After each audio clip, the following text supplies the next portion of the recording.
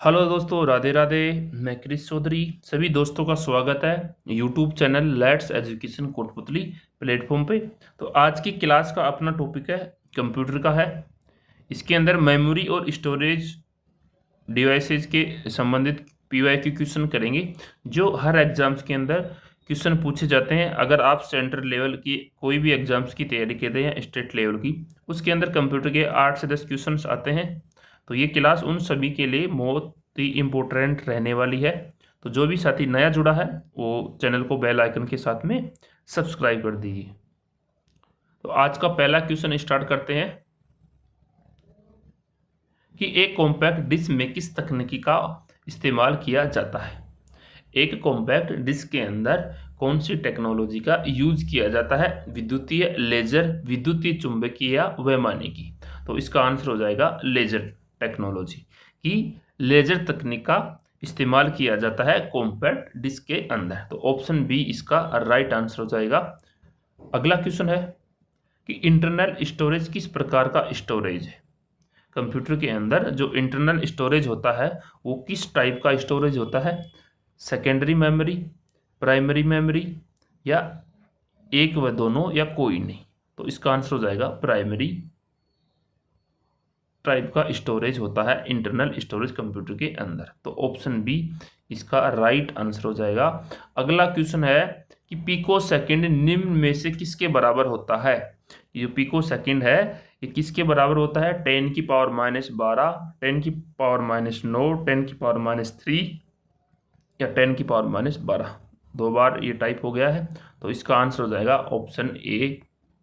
ठीक है, यानी पिको सेकंड 10 की पावर -12 के बराबर होता है। अब आप सोच रहे हो कि पिको सेकंड क्या होता है? ये स्पीड बताई गई है कंप्यूटर की। जैसे जनरेशन होती है कंप्यूटर की 5, ठीक है। तो पहली जनरेशन के कंप्यूटर किस स्पीड पे वर्क करते थे? तो वो करते थे मिली सेकेंड पे। मिली सेकेंड स्पीड पे कार्य करते थे पहली जनरेशन के कंप्यूटर, और दूसरी जनरेशन के कंप्यूटर करते थे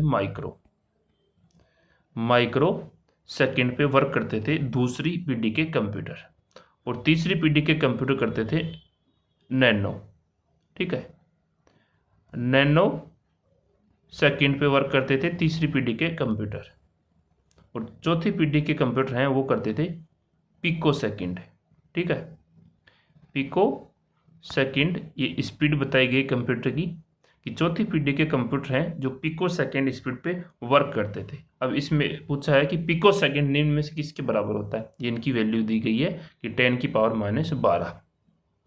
ठीक है, नेक्स्ट है नैनो सेकेंड निम्न में से किसके बराबर होता है? नैनो सेकेंड निम्न में से किसके बराबर होता है? तो किसके बराबर होता है नैनो सेकेंड? 10 की पावर -3 है ये। तो ऑप्शन ए के अंदर ये मिस टाइप है।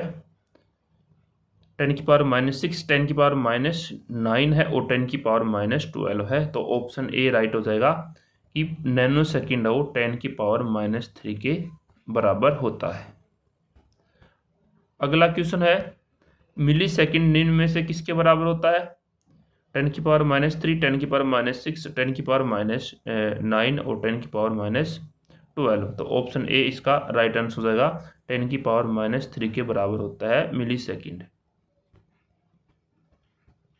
अगला क्वेश्चन है निम्न में से स्टोरेज यूनिट सबसे ज़्यादा डेटा स्टोर कर सकती है? यानी इन चार ऑप्शन में से बताना है आपको कि इनमें से कौन सी स्टोरेज यूनिट है जो सबसे ज़्यादा डेटा स्टोर कर सकती है। टेराबाइट, हेक्साबाइट, गीगाबाइट, या पेटाबाइट। तो कौन सी होगी इसमें? एक्साबाइट। ठीक है, एक्साबाइट। मेमोरी की सबसे छोटी यूनिट इकाई क्या होती है? वो होती है बिट। क्या होती है? बिट होती है। सबसे छोटी इकाई होती है मेमोरी की, बिट होती है। और बाइनरी प्रणाली में इसका मान क्या होता है? 0 और 1 होता है। ठीक है, और 4 बिट होता है, 4 बिट। इसके समूह को क्या बोलते हैं हम? One nibble. वन निब्बल कहने का मतलब है वन निब्बल बराबर 4 बिट। ठीक है, और 8 बिट के समूह को बोलते हैं हम बाइट। ठीक है, 8 बिट होता है। 4 बिट में तो होता है 1 निबल, ठीक है, और 8 बिट में होता है 1 बाइट। 1 बाइट यानी कह सकते हैं 1 बाइट बराबर 8 बिट, ठीक है। नेक्स्ट है अल्पकालिक मेमोरी के रूप में रैम का उपयोग किया जाता है क्योंकि अल्पकालिक मेमोरी के रूप में रैम का यूज किया जाता है क्योंकि यह परिवर्तनशील है, यह अधिक खर्चीला है, इसकी क्षमता कम है, यह प्रोग्राम योग्य है। तो आंसर हो जाएगा कि यह परिवर्तनशील है। तो ऑप्शन ए इसका राइट आंसर हो जाएगा। अगला क्वेश्चन है कि निम्न में से कौन सी स्टोरेज यूनिट सबसे ज़्यादा स्टोर कर सकती है, ठीक है। ये क्वेश्चन अलग है, याद रखना। उसके अंदर एक्जाबाइट सबसे ज़्यादा स्टोर कर सकती है। इसमें पूछा है कि निम्न में से सबसे ज़्यादा कौन सी यूनिट है जो डेटा स्टोर कर सकती है सबसे ज़्यादा, एक्जाबाइट, योटाबाइट, ब्रोनोटोबाइट या गीबोबाइट, ठीक है।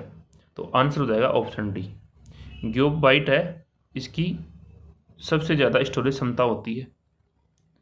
सबसे कम किसकी होती है, बाइट, ठीक है। वैसे तो छोटी इकाई होती है बिट बाइट, ठीक है, केबी, एमबी और जीबी के अंदर, और टेराबाइट। आपने टेराबाइट तक पढ़ा होगा, ठीक है। आपने सिर्फ टेराबाइट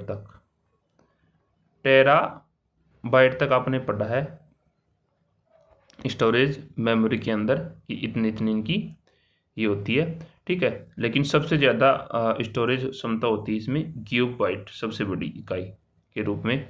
अगला क्वेश्चन है कि निम्न में से, अभी क्वेश्चन आ गया, देखो इसको अच्छे से, मोस्ट इंपोर्टेंट क्वेश्चन है ये,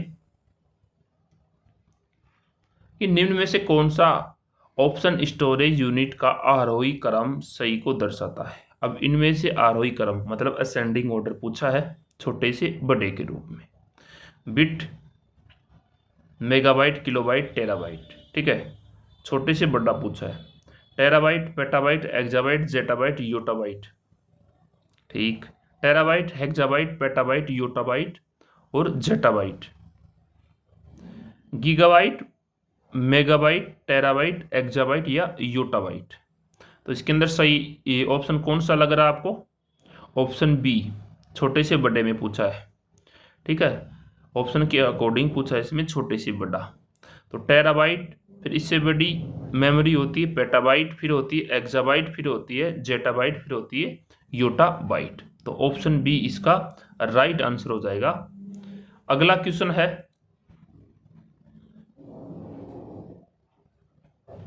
सेलेरॉन, पेंटियम और कोर क्रम प्रारूप है। आरएस या आरटीएस प्री के अंदर 2013 में एक क्वेश्चन पूछा गया कंप्यूटर का कि सेलेरॉन, पेंटियम और कोर क्रम प्रारूप है रैम के, माइक्रो चिप के या कंप्यूटर प्रोसेसर के या उपरोक्त सभी के। तो आंसर हो जाएगा इसमें कंप्यूटर प्रोसेसर के, ऑप्शन सी इसका राइट आंसर हो जाएगा।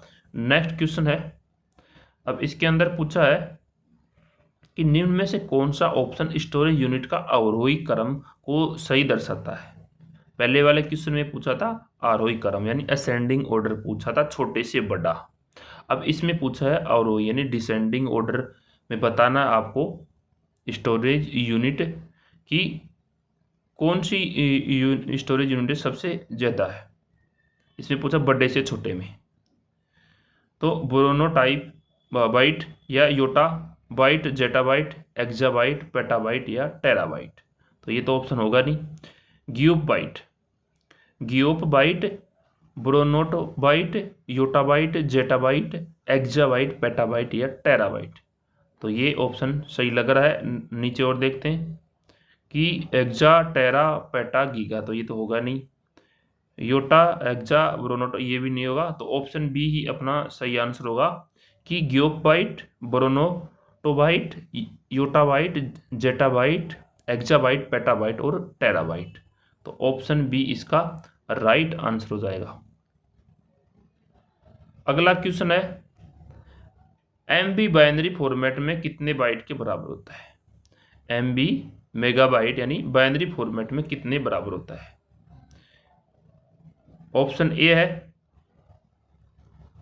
ऑप्शन बी के अंदर है 10,48,576 या 65,536 बाइट। तो ऑप्शन बी इसका राइट आंसर हो जाएगा कि 10,48,576 बाइट के बराबर होता है एमबी बाइनरी फॉर्मेट के अंदर, यानी मेगाबाइट बाइनरी फॉर्मेट के अंदर बाइट कितने बाइट के, तो बाइट पूछा है इसमें 10,48,576 बाइट के बराबर होता है। तो ऑप्शन बी इसका राइट आंसर हो जाएगा। अगला क्वेश्चन है कि कंप्यूटर की पावर बंद करने पर किस शॉर्ट टर्म मेमोरी का डेटा स्वतः खत्म हो जाता है? CPU, hardware, processor. तो ये तो है नहीं, इसमें ऑप्शन नहीं दिया है, वो उसमें आ जाएगा रैम। इसका आंसर हो जाएगा रैम। ठीक है, कि रैम के अंदर स्वतः खत्म हो जाता है पावर बंद करने पे बाद। ठीक है, तो इसका आंसर हो जाएगा रैम। अगला क्वेश्चन है कि बिट के समूह को कहते हैं, मैंने बताई थी अभी थोड़ी देर पहले कि 4 बिट के समूह को क्या कहते हैं? 1 बाइट, 2 बाइट, 1 निबल, 2 निबल। तो बताओ ऑप्शन क्या होगा इसका सही? तो ऑप्शन सी हो जाएगा इसका सही, यानी 4 बिट के बराबर होता है 1 nibble.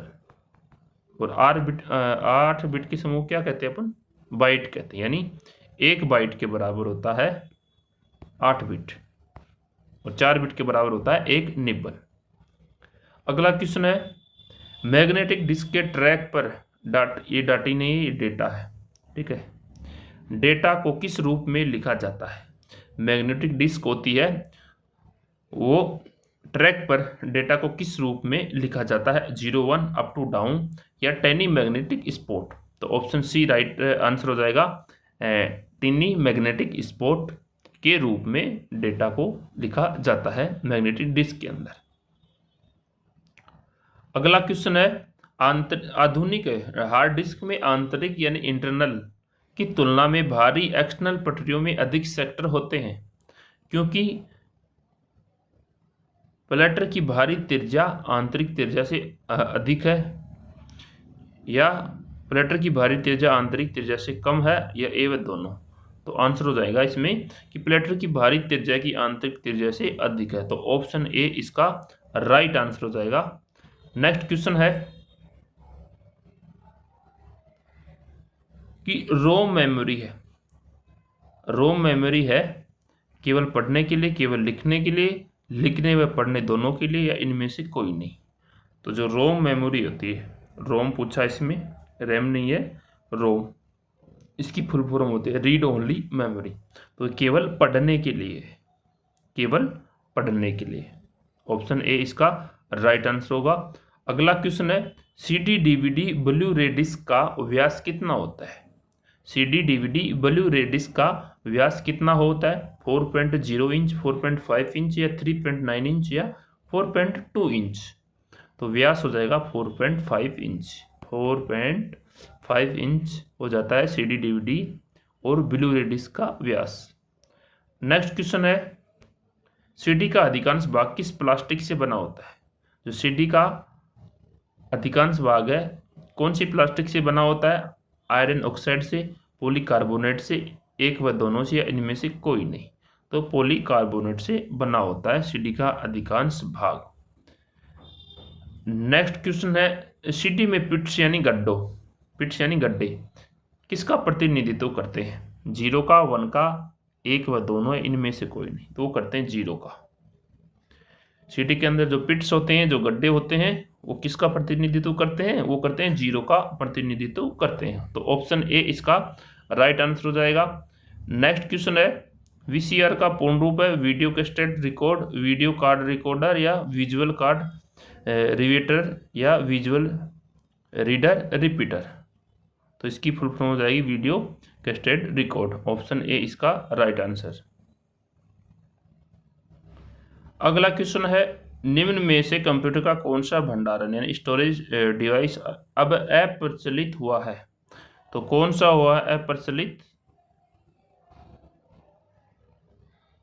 Floppy, CD ROM, pen drive, या हार्ड डिस्क। तो सीडी रोम तो यूज की जाती है आजकल, पेन ड्राइव भी करते हैं, हार्ड डिस्क भी करते हैं, लेकिन अब प्रचलित में क्या नहीं है? Floppy disk. तो ये अप्रचलित हुआ है। ऑप्शन ए इसका राइट आंसर हो जाएगा।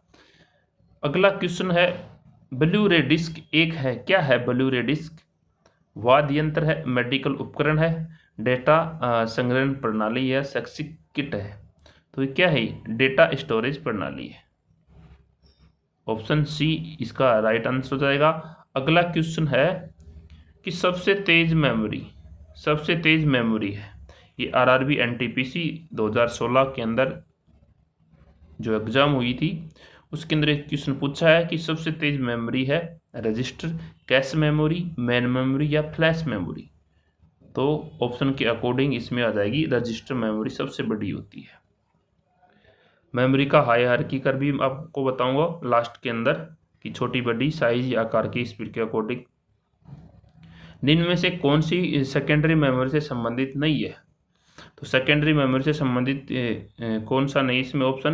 तो सेकेंडरी में मैग्नेटिक टैप भी आता है, HDD भी आता है, मैग्नेटिक सस्पेंशन भी आता है, तो प्लॉटर नहीं आता। क्या नहीं आता? प्लॉटर नहीं आता। ऑप्शन ए इसका राइट आंसर हो जाएगा।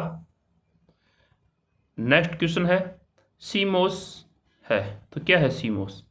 आपने बायोस का भी नाम सुना होगा, BIOS basic input output system, एक होता है सीमोस। ठीक है, सीमोस ये रोम के अंदर ये चिप होती है, सीमोस और बायोस।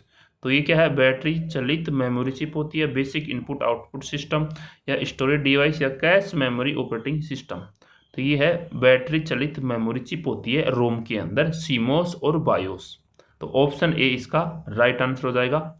अगला क्वेश्चन है एमएमयू का विस्तार, यानी इसकी फुल फॉर्म क्या है? एमएमयू की memory machine unit, memory management unit, main memory unit या मशीन मैनेजमेंट यूनिट। तो इसमें होगी memory management unit. Option B इसका राइट आंसर हो जाएगा। नेक्स्ट क्वेश्चन है कि उच्च कंप्यूटर में इस्तेमाल की जाने वाली उच्च गति का नाम है। तो इसमें पूछा है कैश है ये, कुछ लोग इसको कैचे बोलते हैं, मैंने देखे कि बहुत से लोग इसको कैचे बोलते हैं, तो कैचे नहीं, ये बोले कैश। ठीक है, क्या है? कैश मेमोरी होती है, कैश। रैम, बायोस या हार्ड डिस्क। तो ऑप्शन ए इसका राइट आंसर हो जाएगा। नेक्स्ट क्वेश्चन है कि कैश मेमोरी क्या होती है? कैश मेमोरी क्या होती है? रोम, ईरोम, ईपीरोम। तो वो होती है रैम होती है। इसके अंदर ऑप्शन नहीं दिया गया है कि कैश मेमोरी थी रैम। ठीक है, रैंडम एक्सेस मेमोरी, जिसको हम स्टैटिक रैंडम एक्सेस मेमोरी बोल सकते हैं, जो कैश मेमोरी में होती है। अगला क्वेश्चन है कंप्यूटर सिस्टम में कैश का प्रयोग बढ़ता है प्रोग्राम के लिए उपलब्ध मेमोरी स्पेस या आंकड़ों के लिए उपलब्ध मेमोरी स्पीड या मेमोरी तक पहुंच बढ़ाने हेतु उपलब्ध स्पीड या सीपीयू की एड्रेसिंग। तो ऑप्शन सी इसका राइट आंसर होगा कि मेमोरी तक पहुंच बढ़ाने हेतु उपलब्ध स्पीड होती है कंप्यूटर के अंदर कैश का प्रयोग बढ़ता है। ऑप्शन सी इसका राइट आंसर हो जाएगा। अगला क्वेश्चन है निम्न में से कौन सा विकल्प द्वितीयक भंडारण उपकरण नहीं है, यानी सेकंड स्टोरेज डिवाइस नहीं है? RAM, magnetic tap, USB drive, floppy disk. तो फ्लॉपी डिस्क भी है सेकंड स्टोरेज, मैग्नेटिक टैप भी है, यूएसबी भी है, लेकिन जो रैम है ये सेकंड स्टोरेज डिवाइस नहीं है। तो ऑप्शन ए इसका राइट आंसर हो जाएगा। अगला क्वेश्चन है कि कंप्यूटर में स्टोरेज से संबंधित रैम का पूर्ण रूप है। अब इसमें क्वेश्चन सिंपल भी पूछ सकता है कि रैम की फुल फॉर्म क्या है, तो हर कोई बता सकता है नॉर्मली, लेकिन इसको घुमा दिया क्वेश्चन ने कि कंप्यूटर में स्टोर से संबंधित रैम का पूर्ण रूप क्या है। ये पूछा गया आरआरबी एनटीपीसी के अंदर। Random access memory, real access to memory या रैंडम अवेलेबल मेमोरी या रैंडम एक्सेस मशीन। तो इसकी फुल फॉर्म हो जाएगी रैंडम एक्सेस मेमोरी। तो ऑप्शन ए इसका राइट आंसर होगा। नेक्स्ट क्वेश्चन है CD रोम क्या है? तो CD रोम क्या है? MP3 फाइल है या माइक्रो प्रोसेसर है, मैग्नेटिक डिस्क या स्टोरेज डिवाइस है? तो CD रोम है एक स्टोरेज डिवाइस है। Compact disk read only memory इसकी फुल फॉर्म हो जाती CD रोम की। तो ऑप्शन डी इसका राइट आंसर हो जाएगा। नेक्स्ट क्वेश्चन है कंप्यूटर का वह भाग जहाँ पे आंकड़े व विनिर्देशी संचित किए जाते हैं, रजिस्टर इकाई, संयमक या मेमोरी यूनिट या CPU। तो मेमोरी यूनिट। ऑप्शन सी इसका राइट आंसर हो जाएगा। अगला क्वेश्चन है कि अर्धचालक की रीड ओनली मेमोरी का मूल रूप से है फ्लिप फ्लॉप मेमोरी का एक सेट है, एक संयोजित तर्क परिपथ है, या गेट एवं फ्लिप फ्लॉप वाला एक क्रमिक परिपथ है, या इनमें से कोई नहीं। तो वो है एक संयोजित तर्क परिपथ। ऑप्शन बी इसका राइट आंसर हो जाएगा। ये क्वेश्चन थे अपने। और अब देखते हैं कि मेमोरी वाला, ठीक है, मेमोरी हायरार्किकल के बारे में देखते हैं कि साइज के अकॉर्डिंग, ठीक है, कॉस्ट के अकॉर्डिंग और स्पीड के अकॉर्डिंग। तो सीपीयू के अंदर होता है क्या, रजिस्टर। सीपीयू में रजिस्टर होता है, इसकी स्पीड यानी रजिस्टर की स्पीड सबसे ज़्यादा होती है। फिर होती है किसकी, कैश मेमोरी की, रजिस्टर की, फिर कैश मेमोरी की होती है, फिर आती है मेन मेमोरी, ठीक है, मेन मेमोरी की। फिर आती है इसमें एसएसडी जो होता है, सॉलिड स्टेट डिस्क होती है, फिर मैग्नेटिक टैप होती है, फिर ऑप्टिकल डिस्क होती है, फिर मैग्नेटिक टैप जो सबसे लास्ट के अंदर है। अब इसमें जैसे जैसे आकार बढ़ता जाएगा इसका साइज के अकॉर्डिंग पूछे तो सबसे बड़ा आकार हो जाएगा मैग्नेटिक टैप का, ठीक है, फिर ऑप्टिकल डिस्क का, फिर मैग्नेटिक डिस्क का, सॉलिड स्टेट डिस्क का, फिर मेन मेमोरी का, फिर कैच मेमोरी का यानी कैश मेमोरी का या रजिस्टर का, ठीक है। तो ये इसके अंदर इसका साइज है छोटे से बड़े में, क्योंकि पहले बड़े बड़े साइज के अंदर मेमोरी चिपाया करती थी, लेकिन अब एकदम छोटा साइज है जो रजिस्टर बिल्कुल। वैसे इसकी स्पीड हो जाएगी, जैसे जैसे इनका साइज बढ़ता जाएगा तो स्पीड भी वैसे ही। तो एक्सेस टाइम भी क्या होगा, कम डिक्रीज हो जाएगा, यानी जो मैग्नेटिक टैप होती है, ऑप्टिकल डिस्क, इनका एक्सेस टाइम क्या होगा, ज़्यादा होगा, जबकि रजिस्टर का, कैश मेमोरी का और मेन मेमोरी का जो एक्सेस टाइम वो कम होता है। सबसे कम एक्सेस टाइम होता है रजिस्टर का। तो ये क्लास थी आज अपनी। तो सभी दोस्तों का धन्यवाद, थैंक यू। मिलते हैं नेक्स्ट क्लास में।